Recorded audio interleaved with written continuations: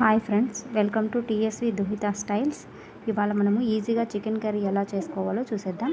మొదట stove on చేసి pan పెట్టుకొని ఆయిల్ వేసుకొని ఆనియన్స్ మరియు కరివేపాకు వేసుకొని బాగా వేయించుకోవాలి.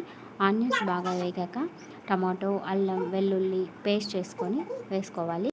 టమాటో పేస్ట్ బాగా వేగాక రుచికి సరిపడా ఉప్పు మరియు పసుపు వేసుకోవాలి.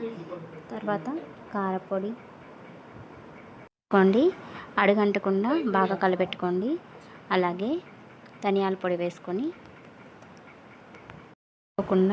బాగా కలపెట్టుకోండి.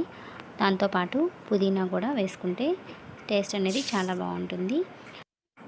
అవన్నీ బాగా వేగాక వాటర్ అనేది యాడ్ చేసుకోండి, కాసేపు మరగనివ్వండి.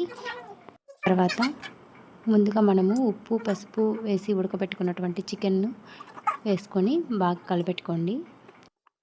హై ఫ్లేమ్లో ఒక 10 నిమిషాలు బాగా ఉడికించుకోండి. ఇక్కడ నేను చికెన్ మసాలా ఏం వేయట్లేదు, టమాటా పేస్ట్లోని లవంగాలు, మిరియాలు వేసి పేస్ట్ చేసి వేసాను. అంతేనండి, మన చికెన్ కర్రీ రెడీ అయిపోతుంది.